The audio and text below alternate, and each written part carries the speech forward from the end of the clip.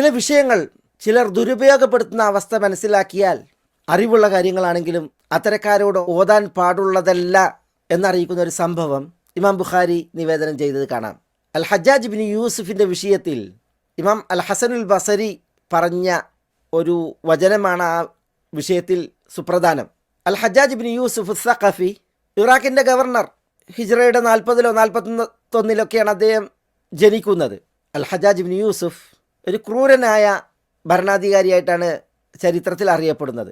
ഇമാം അൽ ഹാഫിദ് ദഹബി അദ്ദേഹത്തെക്കുറിച്ച് പറഞ്ഞത്, അൽ ഹജ്ജാജ് അഹ്ലകഹുല്ല ഫി റമദാൻ സനത 95 കഹ്ലൻ. ഹജ്ജാജ് മധ്യവയസ്കനായിരിക്കെ ഹിജ്റയുടെ 95-ലാണ് മരണപ്പെടുന്നത്. വഖാന ദലൂമൻ ജബ്ബാറൻ നാസിബിയൻ ഖബീസൻ സഫാക്കൻ ലിദിമ.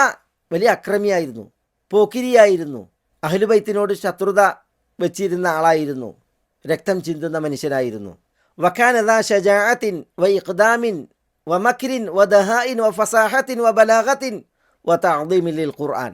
ധീരനായിരുന്നു, വീരനായിരുന്നു, തന്ത്രമുള്ളവനായിരുന്നു, ബുദ്ധിയുള്ളവനായിരുന്നു, അറബി ഭാഷയിൽ സാഹിത്യവും വാചാലതയും ഉള്ളവനായിരുന്നു, വിശുദ്ധ ഖുർആനിനെ ബഹുമാനിക്കുന്നവനായിരുന്നു.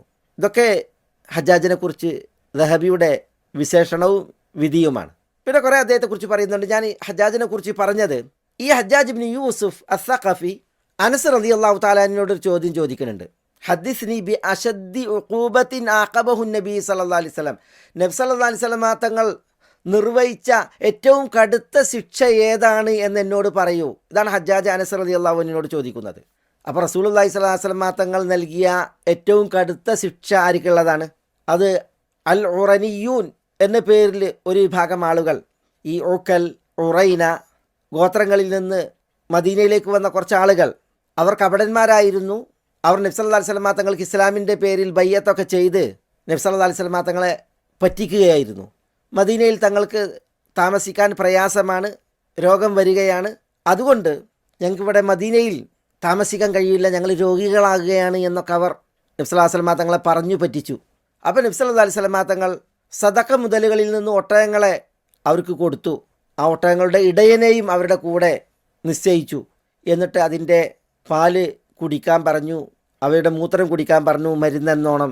അങ്ങനെ അവർ ഈ ഇടയനോടൊപ്പം മദീനയിൽ നിന്ന് പുറത്തു പോയി പാലൊക്കെ കുടിച്ച് രോഗശമനത്തിന് മൂത്രം മരുന്നായിട്ട് കുടിച്ച് അവർ രോഗം മാറി, തടിച്ചു, കൊഴുത്തു. പക്ഷേ അവർ വഞ്ചകന്മാരായിരുന്നു. നബി സല്ലല്ലാഹു അലൈഹി വസല്ലം തങ്ങൾ അവരുടെ കൂടെ നിയോഗിച്ച ഈ ഇടയനെ അവർ കൊല്ലുകയും മരിപ്പറമ്പിൻ്റെ ചൂടിൽ തള്ളുകയും ഈ ഒട്ടകങ്ങളെ കവർന്ന് അവർ പോവുകയുണ്ടായി.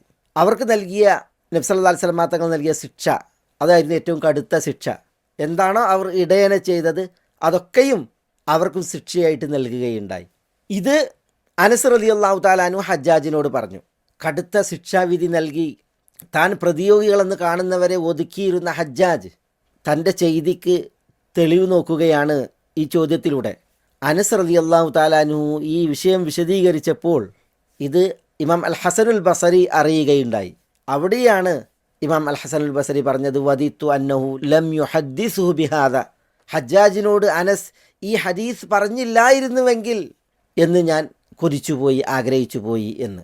അപ്പോൾ ഒരു ഇൽമ്, ഒരു ഹദീസ് അതന്വേഷിക്കുന്നവൻ, അത് ചോദിക്കുന്നവൻ എന്തിനാണ് ഇത് ചോദിക്കുന്നത് എന്ന ബോധം അത് അവതരിപ്പിക്കുന്നവർക്ക് വേണം. ദുരുപയോഗപ്പെടുത്താനാണ് എങ്കിൽ അവിടെ അത് അവതരിപ്പിക്കാൻ പാടുള്ളതല്ല എന്നതാണ് നമുക്കിവിടെ പഠിക്കുവാനുള്ള പാഠം.